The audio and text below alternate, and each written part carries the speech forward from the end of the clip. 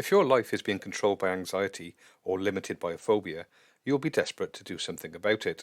And this may lead you to ask, can hypnotherapy cure anxiety?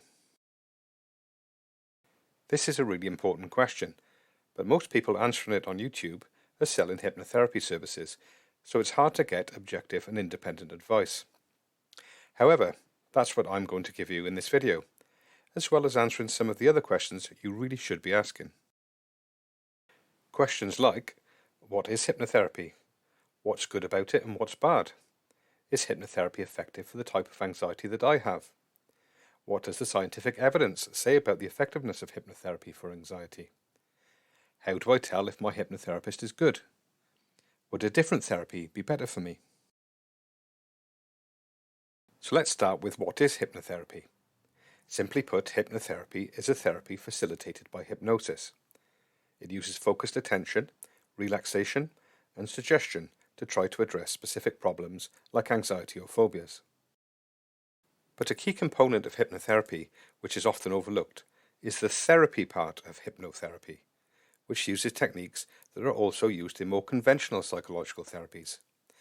And these techniques may actually be more important than the hypnosis itself. One of these important therapeutic techniques is exposure therapy or systematic desensitization, which involves being gradually and gently exposed to what it is that you fear or worry about. In the case of social anxiety, this could be talking to strangers, or maybe being exposed to a spider, blood, or balloon if it's a phobia. This leads me to what's good about hypnotherapy.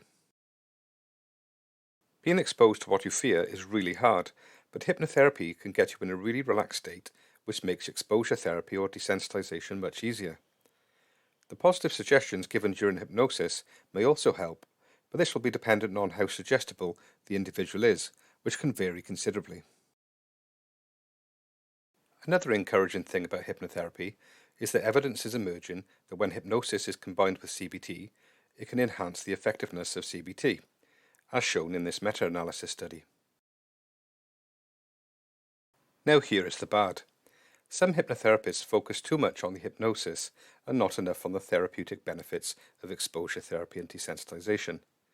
They think that reading a hypnosis script and maybe some imaginary exposure is all that is needed, but in many cases it is not enough to cure an anxiety disorder or even phobia. Let me give you an example. A friend of mine with a needle phobia went to see a hypnotherapist. Curious about his approach, I asked her, did the therapy involve exposure to any needles or anything sharp? She said, no, I have a needle phobia. Why would I want to do that? She probably left the hypnotherapy session feeling very relaxed, and maybe the hypnotherapist considered her cured. But she still had a needle phobia, and was several £100s poorer. So for the bad, I would say some therapists declare success without evidence and follow-up, and some therapists focus only on the hypnosis and not essential parts of therapy like desensitization. Also on the bad side is marketing. The hypnosis industry is one of the worst for exaggerated claims like cure panic attacks in minutes, cure social anxiety with these advanced hypnosis techniques. You rarely see these sort of claims from mainstream therapies like counselling or CBT, which have a lot more empirical evidence for being effective. However, occasionally hypnotherapy does seem to get some spectacular results. I myself became interested in hypnotherapy because I had a nervous throat clearing habit for over a year. I bought a book on self-hypnosis, did one self-hypnosis session, and my habit disappeared overnight. Also, back in my 20s, I went to see a hypnotherapist for severe insomnia and slept like a baby for a long time afterwards. This led me to train as a hypnotherapist, and after curing a number of people of their phobias, I thought I'd learnt some sort of magic. But the training organisation I used was very good and made it clear that hypnotherapy has limitations and is not suitable for all mental health problems. So I knew both my own limitations and the limitations of hypnotherapy. I therefore did further training in other therapies to fill some of these gaps. But some hypnotherapists take on clients beyond their training or ability, and this can be risky. Another problem is that in many countries the hypnotherapy industry is not regulated, and there are many different bodies claiming to represent the industry. And there is nothing stopping anyone setting themselves up as a hypnotherapy school and then given themselves the air of respectability by setting up yet another governing body. As a result, the quality of the training can vary massively. But what does the scientific evidence say about your specific anxiety disorder or phobia? When it comes to evidence, systematic reviews and meta-analysis are the most meaningful. The next level down are randomized controlled trials, and the lowest level of evidence is individual case studies. For OCD, I could find no systematic reviews, meta-analysis, or randomized controlled trials where hypnosis alone is used. The only evidence I found was individual case studies, which may be down to highly suggestible individuals. This systematic review examined various randomized controlled trials for hypnosis for a number of different anxiety problems. For phobias, one trial found that hypnosis was no better than systematic desensitization, which reinforces what I said earlier about the desensitization being more important than the hypnosis.